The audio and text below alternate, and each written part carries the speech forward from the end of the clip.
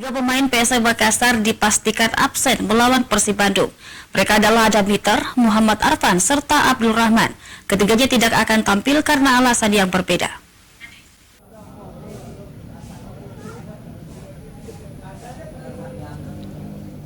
PSM Makassar menargetkan 3 poin saat bertemu Persib Bandung di Stadion Kapten Iwayan Dipta, Gianyar, Bali pada Rabu malam. Pemain yang akan absen tidak hanya di kubu Persib yang diterpa badai Covid. PSM Makassar pun dipastikan tidak akan diperkuat 3 pemain utamanya. Ketiga pemain tersebut antara lain adalah Adam Miter.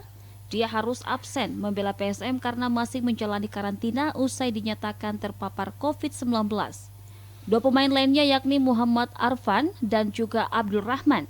Mereka dipastikan absen karena mendapat hukuman akumulasi kartu kuning.